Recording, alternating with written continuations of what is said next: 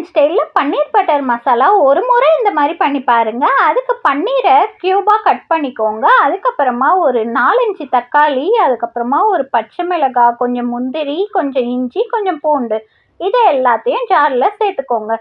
சேர்த்துட்டு அதுக்கப்புறமா நம்ம வந்து 1 டேபிள் ஸ்பூன் மிளகாய் தூள் சேர்த்து நல்லா இந்த மாதிரி ஃபைன் பேஸ்ட்டாக அரைச்சிக்கோங்க.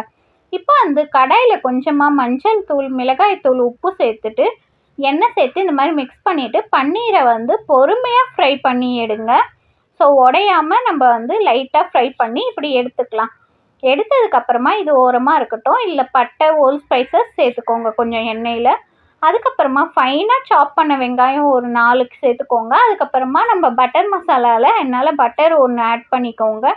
இப்போ நல்லா இந்த மாதிரி ஆனதுக்கப்புறமா 1 டேபிள் ஸ்பூன் கரம் மசாலா, அதுக்கப்புறம் கொஞ்சமாக வந்து தனியாத்தூள், கொஞ்சமாக உப்பு, அதுக்கப்புறமா வந்து நம்ம அரைச்ச பேஸ்ட் ஆட் பண்ணிக்கோங்க.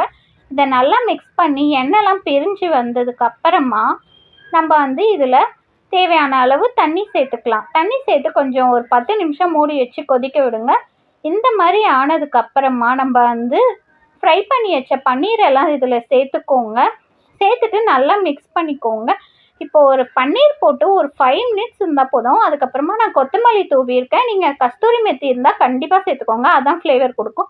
இப்போ லாஸ்ட்டாக ஒரு ஃபைனலாக ஒரு பட்டர் சேர்த்துட்டு மிக்ஸ் பண்ணி சர்வ் பண்ணிங்கன்னா சூப்பரான பன்னீர் பட்டர் மசாலா ரெடி.